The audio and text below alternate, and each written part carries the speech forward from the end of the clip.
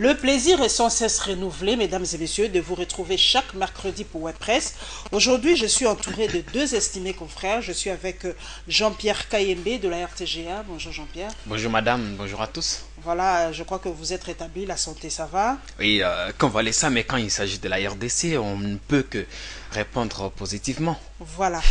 Voilà, c'est la seule larme que nous avons. Hein. Nous construisons notre pays par la parole. Je crois que même Dieu a créé le monde par la parole.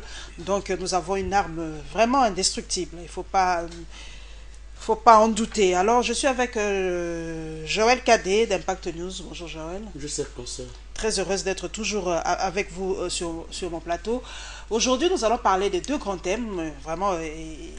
vous l'avez sans nul doute deviné, mesdames et messieurs, c'est le discours du chef de l'État qu'il a tenu à Matadi, dans le Congo central, par rapport à la fête de l'indépendance, au 55e anniversaire de l'indépendance de notre pays, la République démocratique du Congo.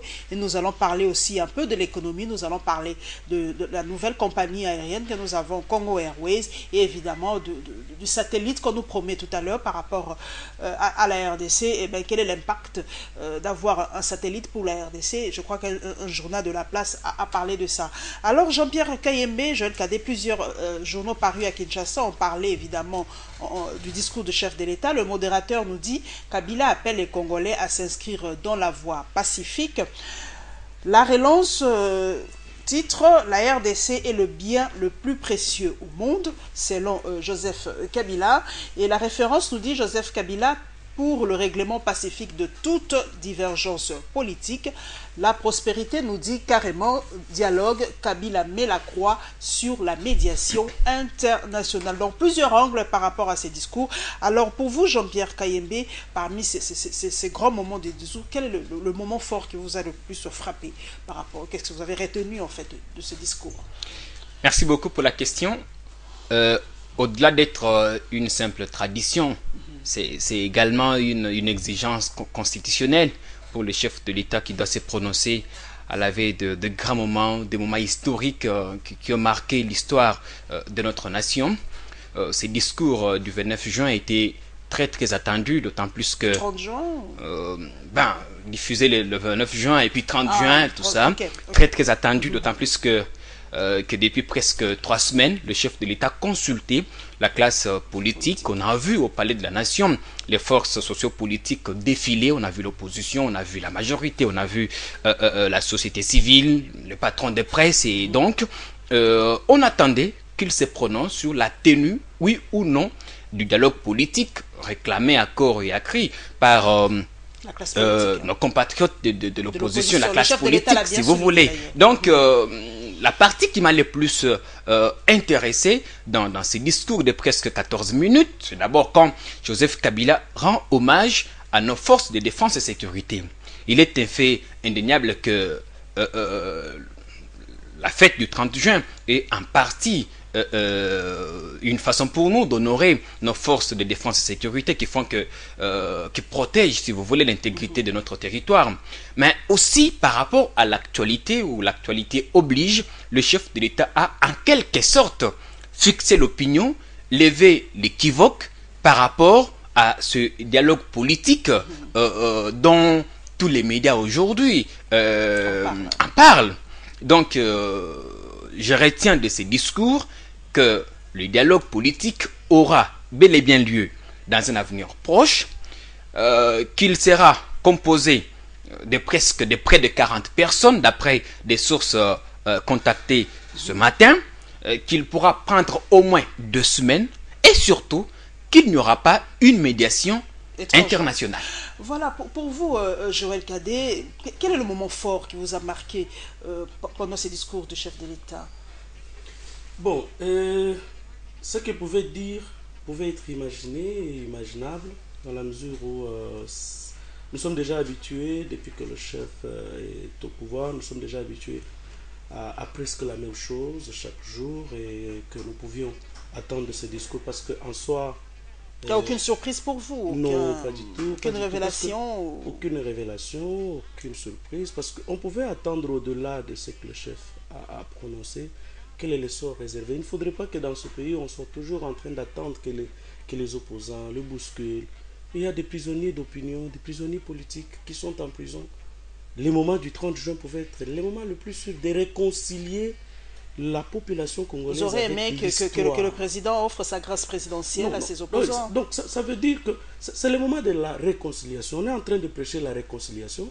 Bon, il ne faudrait pas que cela reste tout simplement dans les discours, dans les mots, mais il faudrait que cette cohésion-là aille au-delà. Il pouvait poser des actes beaucoup plus concrets. Des signaux forts, selon vous. Des signaux forts de la réconciliation, notamment les grandes résolutions qui avaient été déjà prises aux concertations nationales. On pouvait attendre que pendant ces moments ici, le chef nous annonce que la dépouille mortelle du maréchal Mobutu rentrait par exemple au pays.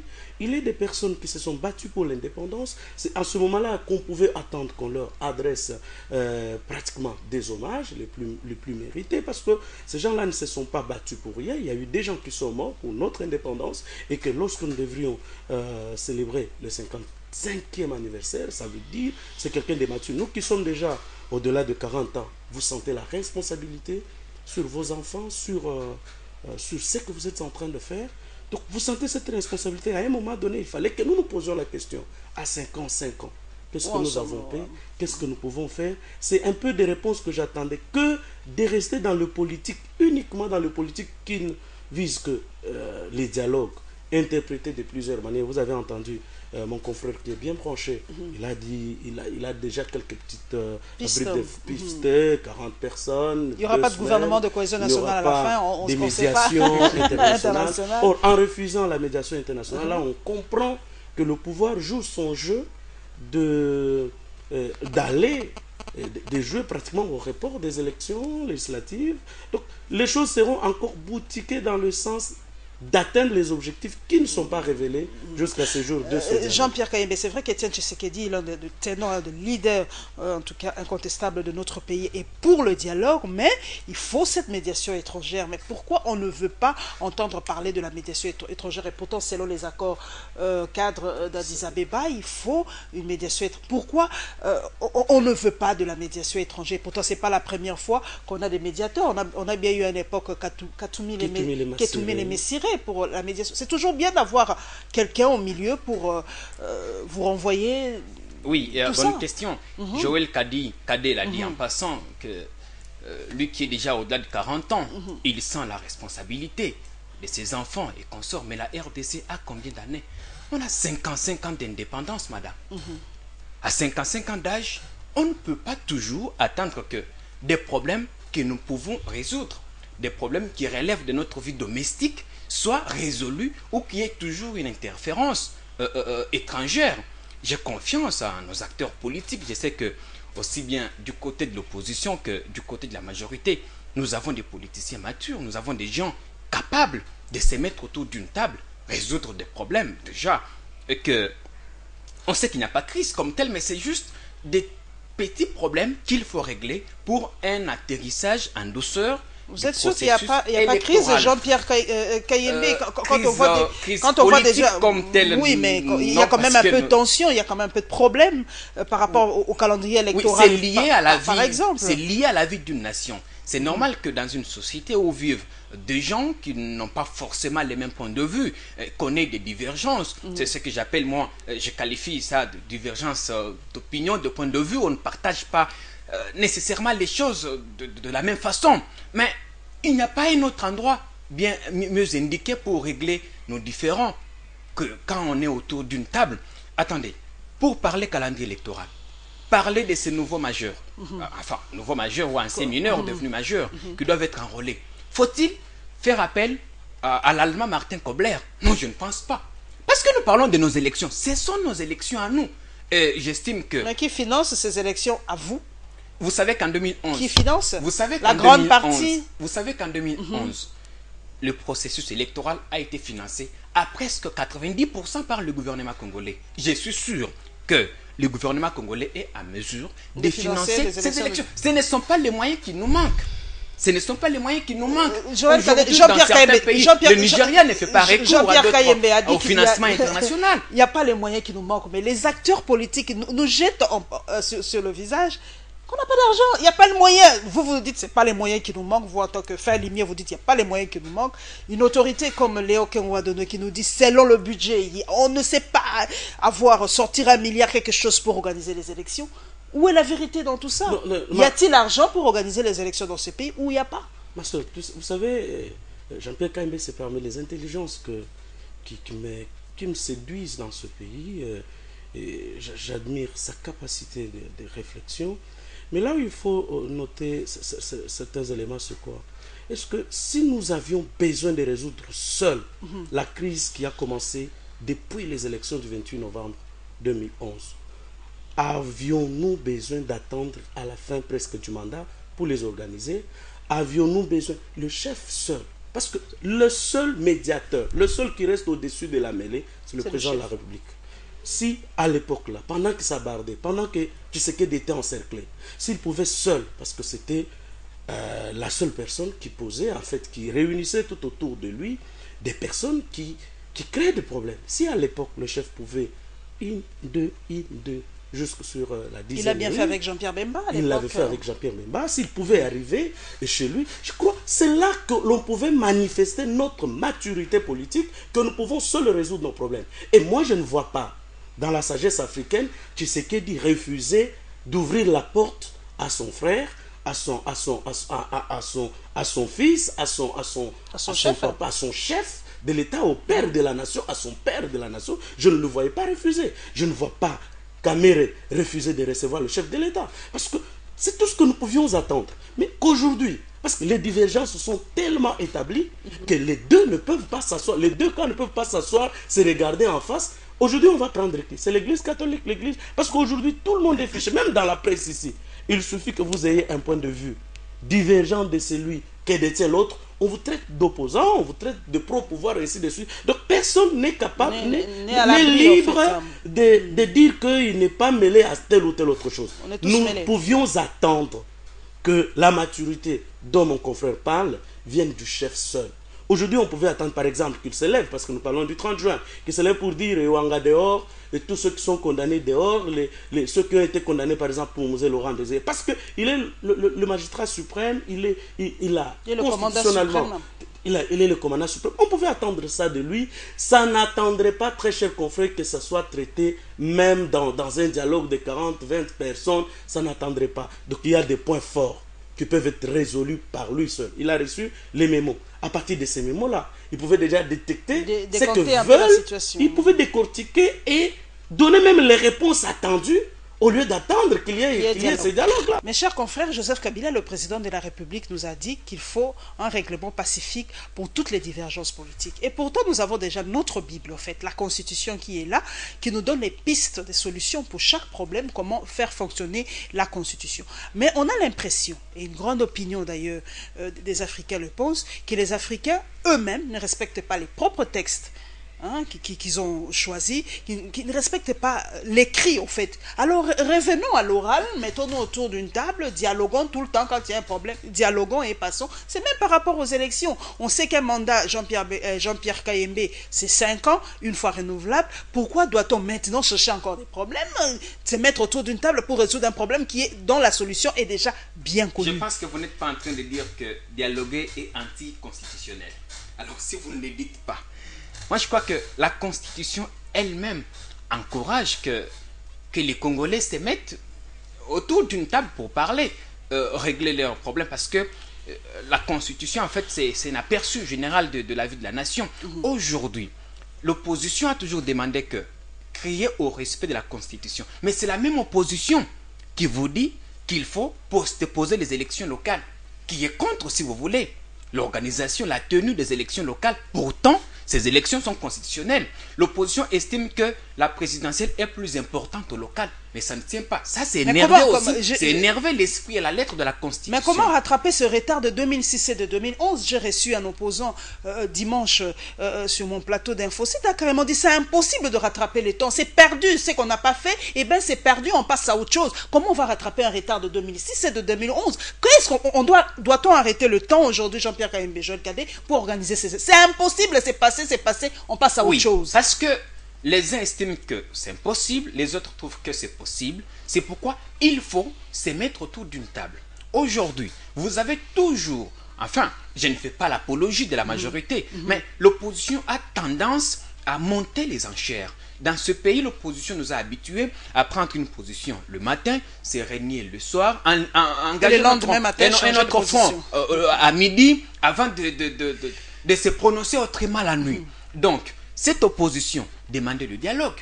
On sait que au lendemain des élections qualifiées de chaotiques de 2011, tous ont crié au dialogue, tous voulaient la tenue de ces dialogues. Pourquoi on l'a pas fait? Il n'est jamais tard. Mais il n'est jamais tard, madame. On estime que... Parce en politique, le timing nous sommes allés aux concertations nationales. C'est pas aveugle, oui, c'est pas anodin le timing. Nous sommes allés aux concertations nationales. Mais c'était ça le dialogue, en fait. Oui, c'était un dialogue parce que ici, il y avait un débat au niveau de la sémantique. Les gens estimaient que concertation ne signifie pas dialogue, concertation ne figure pas dans les accords, l'accord cadre ou encore la résolution 2098 des Nations Unies.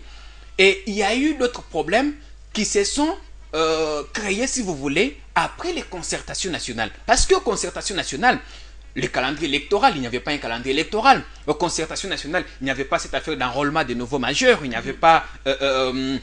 l'affaire du découpage territorial. Donc, c'est des effets postérieurs aux concertations. Et donc, comme le dialogue doit toujours rester permanent. Je lisais d'ailleurs Étienne Tshisekedi qui disait dans son adresse aux militants de son parti que l'esprit du dialogue est devenu inscrit dans notre ADN.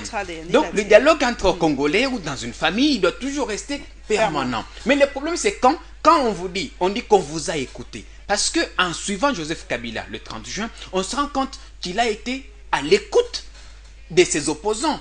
Il a écouté les exigences, il a écouté les demandes, les recommandations des uns et des autres. Il vous dit, ok, comme ma main a toujours été tendue, venez chers frères, on se parle entre nous. Mais non. Vraiment, Joël Cadet, revenons à vraiment, c'est une question assez clair, c'est peut-être un peu terre à terre, mais c'est clair, le respect de nos propres textes. Je reviens là-dessus. Jean-Pierre Kayembe nous a dit la Constitution, elle est là, mais quand il y a des problèmes, rien n'empêche qu'on dialogue. Est-ce que doit-on à chaque fois contourner ce que nous-mêmes on a choisi? Parce que la Constitution est bien, est claire. Je précise que jusque-là, on n'a rien contourné. Non, bon, la Constitution est claire, mais pourquoi à chaque fois créer un cadre pour... Bon, je ne sais pas trop. Si le dialogue est inscrit dans nos gènes, comme l'a dit Étienne Tshisekedi, alors dialoguons et trouvons des pistes de solutions pour peut-être éviter la crise. Madame, le président de la République a dit il est pour le règlement pacifique de toutes divergences politiques. Qui menace la paix aujourd'hui? Est-ce que ce sont les opposants ou c'est le pouvoir? C'est la classe politique en général, Joël Cadet. La classe politique en général. Qui ont monté, qui ont énervé qui? Parce que la première chose, vous avez entendu, la première chose, révision constitutionnelle ou l'inadmission de la nation. C'est sorti.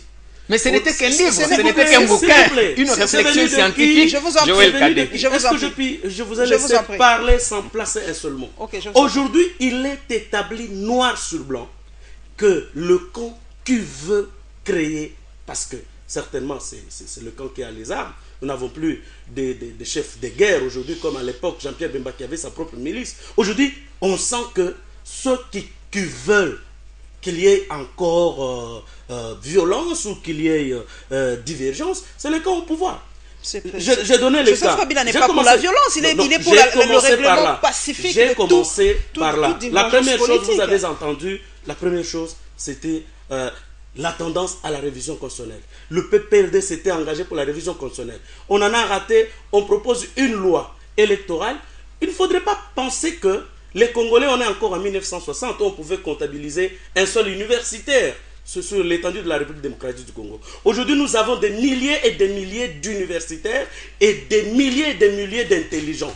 Autant il y a les intelligences au service du mal qui peuvent planifier le mal, et autant il y a aussi les intelligences au service du bien qui peuvent détecter le mal dans ce que les autres sont en train de faire. Et c'est grâce à ces intelligences qu'on a découvert qu'on préparait un glissement dans la loi qui organisait l'identification de la population congolaise. On l'a senti. Et vous avez vu les gens descendre sur le terrain. Il y a eu des morts. Ça peut être 1, ça peut être 2, 4. Il y a eu le coulement du sang sur l'étendue de la République démocratique du Congo. Cela est fait. Au lieu que même immédiatement là, on invite les amis, venez. Est-ce qu'on peut s'entendre? on va demander à la CENI de publier un calendrier partiel, on publie ce calendrier, mais ce calendrier est assorti de beaucoup de contraintes qui ne peuvent pas être réalisables avant le 19 décembre 2016. Donc, on comprend, non, ils sont en train de travailler. Et on les découvre. Aujourd'hui, moi, je me dis, s'il y a le camp qui menace la paix, c'est le camp au pouvoir.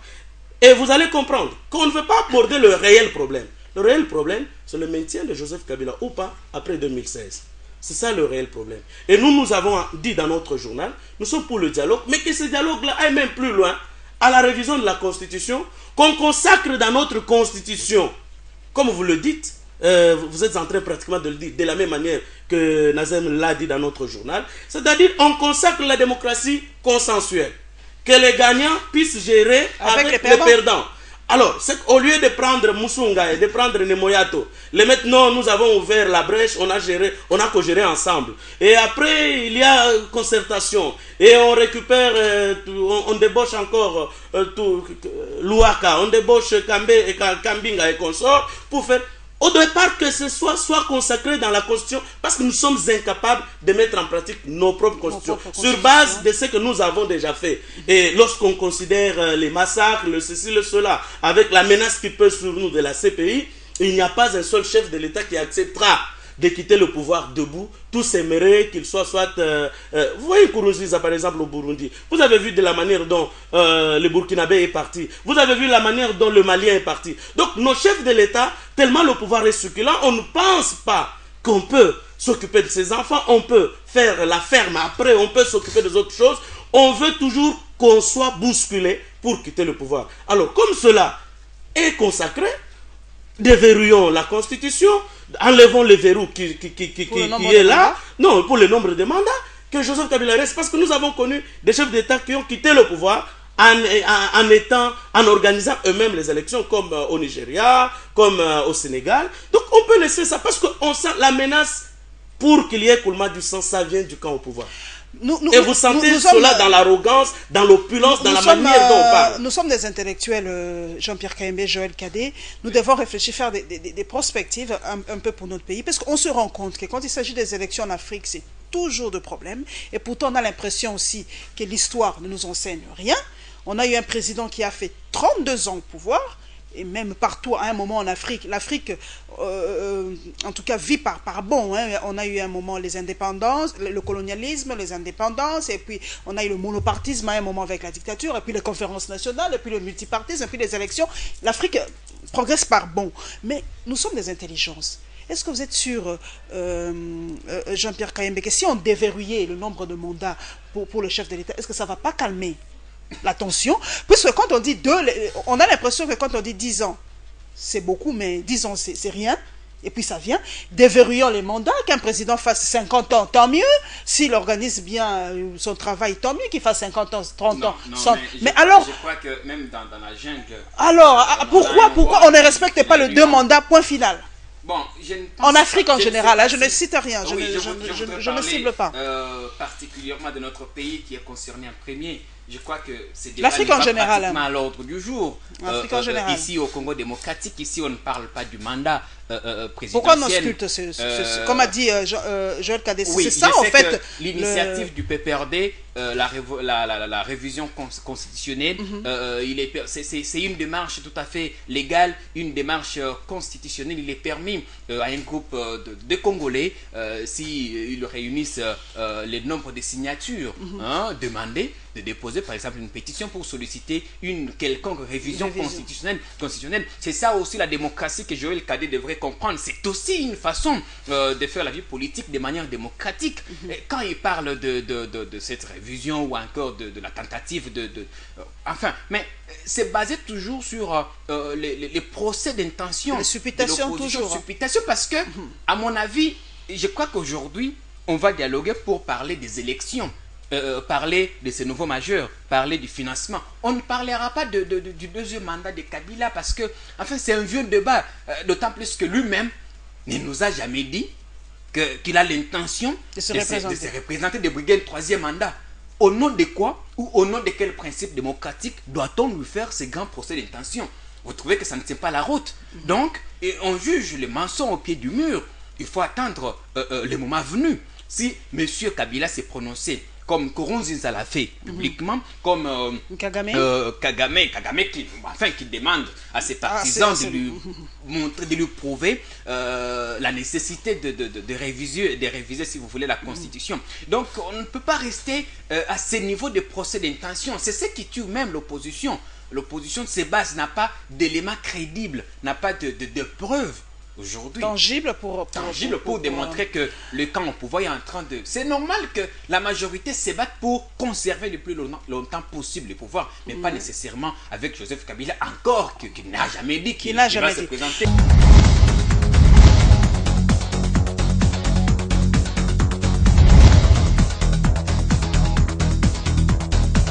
Nous allons prendre un peu le volet économique, c'est vrai. 55 ans après les indépendances, Joël Cadet, nous avons maintenant une compagnie aérienne, Congo Airways, qui se dote de 2 Airbus A320. Donc les 2 appareils ont été acquis auprès de la compagnie italienne Alitalia. Donc ce sont encore des avions de seconde main. On se pose la question, est-ce que le Congo ne peut pas acheter des avions neufs? Mais moi, j'aurais bien entendu... Jean-Pierre Kambela dit ici. C'est quand même simple, c'est une seule question. Nous ne manquons pas les moyens. Oui, nous ne manquons pas les moyens. Pourquoi ne pas aller chez Boeing ou Airbus pour acheter carrément des avions comme le fait la Chine ou la France? Attendu de notre Matata Pogno qui nous a prêché la maîtrise du cadre macroéconomique, le taux d'inflation, qui a permis que nous atteignions la croissance économique à 2 chiffres, qui a réduit le chômage jusqu'à 43%. Nous aurions attendu que l'argent accumulé, tout ce qui est resté, les reliquats de ce qui était détourné, parce que lui est plus propre que tous les anciens premiers ministres, nous aurions entendu que cet argent-là nous aide à acquérir de nouveaux aéronefs au lieu qu'on nous apporte des 207 de l'Allemagne ou de l'Italie. Hein? Là, je me dis que ce pays ici n'a pas encore trouvé des gens qui l'aiment et qu'en conséquence, nous avons des autorités qui sont atteintes d'une méchanceté qui leur enlève en effet le cœur d'homme pour avoir le cœur de pierre. Parce que on prend ces avions-là, on doit les retaper. Vous savez combien la RDC a été endeuillée, madame?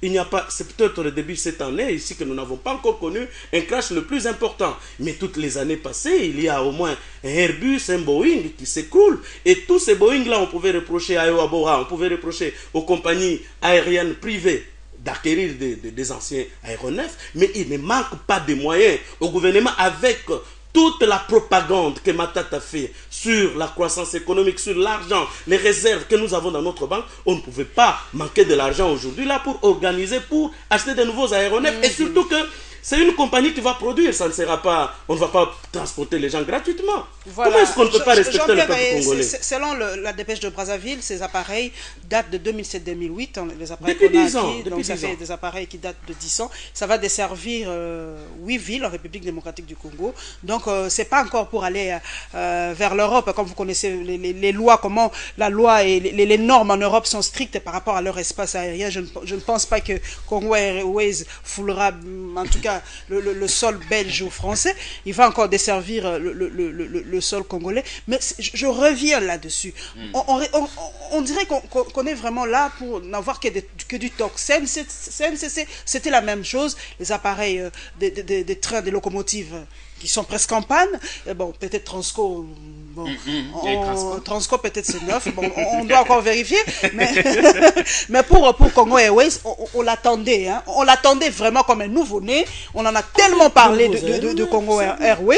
Et on a l'impression qu'on nous donne encore quelque chose de seconde main. Pourquoi? Les bilocos, c'est ça la RDC. Le pays de bilocos. Ces avions étaient fabriqués entre 2007 et 2009.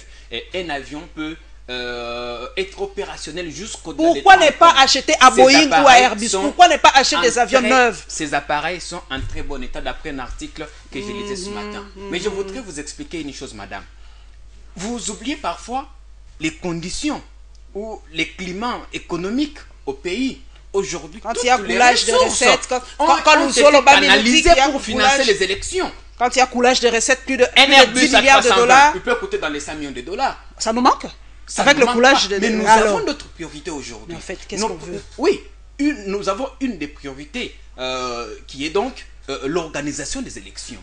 on a dû... Mais la sécurité aérienne est une des priorités. Si cet avion Ces tombe, ces si cet avion tombe par exemple, à peine 7 ans de fabrication. vous êtes sûr que ça va bien avec ces Ils ne avions? sont pas en panne, ils ne sont pas en panne, madame. Mais après 5 ans, je connais le président tchadien, Idriss Déby. Il a un appareil qui date il y a même plus de 30 ans. Mais il est bien Le entretenu. Tchad n'est pas la République démocratique Non, du ce Congo. n'est que l'exemple. Non, Parce que non, vous non, avez ne parlé pas de la France et de la Chine. Vous semblez comparer Alors l'économie française et chinoise à l'économie congolaise qui n'est qu'à 9 milliards de dollars. Et pourtant, nous avons un processus électoral qui nous demande presque 1,4 milliard de dollars. Madame, donc on a pris ces recettes, on les a canalisées pour financer les élections. Donc les élections Congo deviennent le Airways. prétexte, donc À votre on n'a pas place, besoin des je élections, on a me besoin de la réjouirais. reconstruction. Madame, à votre place, je me réjouirais. À la D'avoir place ça. de Joël Kadé, je me réjouirais parce que ça fait tellement longtemps que les couleurs congolaises n'ont pas été vues, n'ont pas été dans les ciels. Et qu'aujourd'hui, le Grand Congo revient dans les ciels. C'est une bonne chose. Pas à n'importe Ce quel n'est prix, qu'un pas à début. n'importe quel Ce prix. n'est qu'un début. Pas à Ce n'est n'importe qu'un quel début. prix. Vous n'allez pas comparer ces aéronefs en 207. C'est des appareils qui ont à peine 7 ans, 8 ans. Mais un avion peut aller jusqu'au-delà des 30 ans. Donc, C'est normal. Excusez-moi. c'est à nous Les de problèmes- prendre, excusez-moi, c'est à nous de racheter la merde du monde comme un avion peut Pour faire un cette- début, parce qu'on pour un devait début. tenir le pari. Je crois que c'est un bon début. Et Congo Airways va produire de l'argent. Et je crois que dans un futur proche... Comparaison des nous temps par pourrons exemple. Je avoir- pose la question, est-ce que Air Zahir à l'époque a acheté aussi du TOC? Je me pose la question à l'époque, Non, je dans ne les pense années pas. 73. Aujourd'hui, on est Non, toujours je en- pose la question. Air Zahir a acheté du neuf ou du TOC? En tout cas, il y avait des avions neufs. Il y avait des Boeing à l'époque. Il y avait des Boeing. C'était du neuf. C'était du neuf. Ok. Madame, j'aime toujours les discours ici des propagandistes lorsqu'ils disent il y a longtemps que les couleurs nationales n'ont pas été vues dans les airs. J'aime bien ça. Mais vous savez que ceux qui ont eu à gérer, les anciens premiers ministres là, ils ont eu à gérer pendant que le pays nous déboursions beaucoup d'argent pour la dette extérieure. Aujourd'hui, cette dette-là a été presque annulée. Et que Matata, de tous les premiers ministres du Congo, de la RDC, c'est le seul qui a eu presque les mains libres parce qu'on ne débourse pas pour la dette extérieure. Et on peut parler des élections. Les élections, ça a été budgétisé. Cet avion, ça a été budgétisé, ça a été présenté. On a fait la campagne. Il y a même le comité de gestion qui a été déjà mis en place. On a fait la campagne sur Congo Airways depuis le mois de janvier. Mais pourquoi on ne peut acheter que des locomotives démodées, des locomotives de seconde main? Pourquoi on ne peut que... Est-ce qu'on manque les moyens? Mon frère, tout ce qu'on demande au gouvernement, ce n'est pas... La défense, là, elle est bonne. Tout ce qu'on demande, c'est un peu l'amour. Le chef de l'État l'a dit devant les patrons de presse. Un peu l'amour des Congolais. C'est ce qu'on a de plus précieux, le Congo. Et ce qu'on a de plus précieux, c'est le Congo. Et s'il y a à offrir des meilleurs, c'est au Congo. Quand vous trouvez que la RDC devient un dépotoir, ou ce qui a déjà circulé ailleurs, ce qui a déjà des pannes qui doivent être retapées, c'est ce qu'on doit nous amener ici. Vous ne connaissez pas le scandale de la SNCC. Ce sont des anciennes locomotives qu'on a repérées et qu'on présente que c'est du neuf. Très cher confrère, qu'est-ce qu'il y a dans le cœur de nos chefs? Est-ce qu'on leur enlève les cœurs quand ils accèdent au pouvoir ou comment? Moi, je commence même à avoir peur quand vous avez annoncé votre candidature à la députation nationale. Je commence à avoir peur. J'ai dit non, mon jeune frère va m'abandonner parce qu'en entrant dans le pouvoir politique au Congo, c'est comme si on vous pique, il y a une piqûre, il y a un produit qu'on va vous piquer. Et lorsqu'on vous pique ces produits-là, vous devenez extraterrestre, vous commencez à réfléchir comme autre chose. Parce que les Kalumba ici, par exemple, le ministre des Transports et des Communications, c'est un enfant des cheminots qui connaît mieux, qui connaît les difficultés de la SNCC. Donc on ne peut pas comprendre que Kalumba, avec tout même la plupart de ses conseillers, ce sont des enfants cheminots. Lems Kamwanya, M. Moussa Moïse, que l'on croit être puissant au niveau de son cabinet, ce sont les enfants SNCC. Kalumba a étudié avec de l'argent de la SNCC. Donc tout ce qu'on pouvait attendre d'eux, c'est un peu cette compassion-là, se remettre un peu dans l'étoffe, dans le corps, hein, n'est-ce pas, d'étudiants, fils d'un agent de la SNCC. Et lorsqu'on peut se remettre dans ça, on comprendrait les malheurs qui arrivent aux amis des lacs, qui sont mis dehors, sans décompte final. On comprendrait, en amenant un tel avion, que tous les espoirs, on pouvait quand même satisfaire dans les moindres détails. Quand même nos espoirs, avoir un nouvel avion, voilà. Nous avons les moyens, ça ne coûte rien. Un autre point de vue, un autre scoop aussi, qu'on n'a pas scoop, mais une autre nouvelle, c'est le lancement des satellites en République démocratique du Congo en défaveur de la fibre optique. Selon la vérité, le journal Actu La Vérité, Thomas Louaka donc annonce le lancement d'un satellite en défaveur de la fibre optique. Voilà. Donc, rajouter du défait sur le défait. Le dossier fibre optique, on n'a pas encore résolu, on n'a jamais vu cette fibre optique opérationnelle dans notre pays. Il y a toute une commission qui a été créée pour, en tout cas, enquêter dessus. D'ailleurs, le chef de l'État, selon l'affaire de... La plainte, merci. Selon la plainte, mais la dénonciation, il y a eu le directeur, l'ancien directeur de cabinet qui a été cité par rapport au détournement de l'argent pour la fibre optique. Et on nous balance cette fois-ci un satellite. Alors, Jean-Pierre Bemba, c'est vraiment très bien pour la RDC de rêver gros. Hein. Avec le peu qu'on a, on rêve gros, quoi. On a des avions de seconde main, mais on se lance dans le satellite. Sur la voie de la révolution de la modernité. Aujourd'hui, le monde qui est devenu pratiquement un village planétaire, chaque pays ne peut que rêver grand. Aujourd'hui, avec ces tractations qui sont en cours pour ce lancement de ces satellites, c'est une très bonne chose. Une très bonne chose, d'autant plus que le Congo sera parmi les rares pays africains qui disposent de leurs propres satellites. Ces pays n'est pas n'importe quel pays sur les continents. Un grand Congo qui se réveille, un grand Congo qui veut jouer son rôle clé, son rôle de grand pays au cœur de l'Afrique.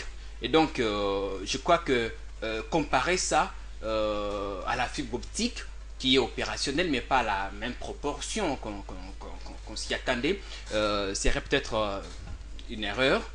Laissons les temps au temps par rapport à la fibre optique. Il y a une commission qui est en train de travailler par rapport à ça. Mais si on nous ajoutait aussi un satellite, pourquoi pas, hein? Je ne vois pas le problème. Parce que ça profite aux Congolais. C'est à nous que ce satellite va profiter. J'ai le cadet, même réflexion. Bon, la fibre optique, c'est comme on dit chez nous, quand on veut noyer quelque chose, ben on crée une commission, ça passera comme ça, et bien on n'en parlera plus de cette fibre optique. Maintenant, c'est l'affaire du siècle, c'est le lancement du satellite, hein, pour qu'on soit parmi les meilleurs en Afrique. Bonne idée, hein, Joël Cadet. Bonne idée. En tout cas, je ne pense pas. J'ai comme l'impression que chaque ministre qui arrive au PTNT doit créer son propre dossier pour avoir aussi ses commissions. Hein, tous ceux qui sont arrivés, c'était d'abord la fibre optique. Aujourd'hui, là, on fabrique l'affaire du satellite. Nous avons connu un pays. D'ailleurs, c'est pourquoi Kadhafi est mort. C'est le fait d'avoir eu un satellite en l'air et qui a pratiquement raflé des millions et des millions à l'Europe et aux États-Unis d'Amérique. Et il fallait qu'on le tue. Et quels sont les moyens?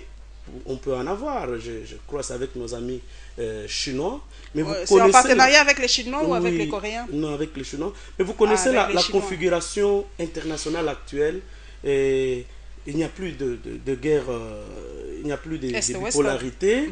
Mais vous sentez que tout ce qu'on fait avec la Chine, il faut avoir les nerfs solides pour le réaliser. Nous avons ici dans les 5 chantiers signé des contrats qui n'ont pratiquement jamais été exécutés jusqu'à aujourd'hui. Mais ce sont les Chinois qui tirent profit de ces contrats-là jusqu'à aujourd'hui. Mais nous, ce que la Chine nous avait promis, ça n'a jamais été réalisé.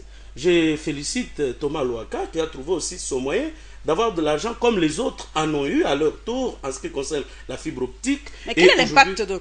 C'est vrai qu'on va nous dire, quel est l'impact pratique? C'est vrai que le Congolais lambda qui cherche son pain le matin, qui cherche son piodi le soir, ne comprendra pas l'impact d'avoir un satellite pour la RDC. Qu'est-ce que ça rapporte pratiquement à la RDC, vous qui êtes des intelligents? Avoir un satellite pour la RDC, qu'est-ce que ça nous apporte? Étant entendu que l'argent a été déjà décaissé par les trésors publics, mon argent, votre argent, l'argent de Jean-Pierre Karim, l'argent du contribuable congolais, a été déjà dépensé pour l'affaire de la fibre optique, parce que c'est le même rôle que le satellite, que la fibre optique devrait jouer, c'est faciliter la communication, l'accès aux nouvelles technologies, c'est tout simplement cela. Je crois qu'on devrait s'appesantir sur les dossiers pour lesquels l'État congolais a déjà dépensé de l'argent, qui a été détourné et qui se trouve dans les poches des individus qui sont encore en vie aujourd'hui, que de chercher à faire les annonces d'ordre propagandiste, tout simplement pour faire parler de soi. Je crois qu'il y a lieu d'aimer les Congos et les Congolais, madame. Qu'est-ce que ça apporte pratiquement pour un Congolais lambda? Si ma fille me pose la question, maman, ça sert à quoi un satellite? Qu'est-ce que je lui répondrai? Je crois que de manière générale, la fibre, enfin le satellite sert à récolter des données spatiales, s'il faut les dire ainsi, des données qui seront qui profiteront généralement des services publics, qui peuvent profiter à l'armée, qui peuvent Dans la profiter météorologie, beaucoup d'autres choses, et faciliter aussi la communication. Je ne suis pas trop expert en nouvelles technologies et tout ça, mais je crois que c'est une bonne chose ça pour va la de RDC. pair une très bonne chose. Une très bonne chose. Je connais de pays sur ces continents, même en Europe, qui n'ont pas leur propre satellite. Et si les pays doivent rêver grand, comme, pourquoi pas et se mettre sur ces chemins de l'émergence à l'horizon 2030, un pays qui se révolutionne dans cette optique de la révolution, de la modernité, je crois que c'est une très bonne chose. C'est une très bonne chose. Voilà, mesdames et messieurs, c'est la fin de cette émission. Le temps qui nous a été imparti est terminé.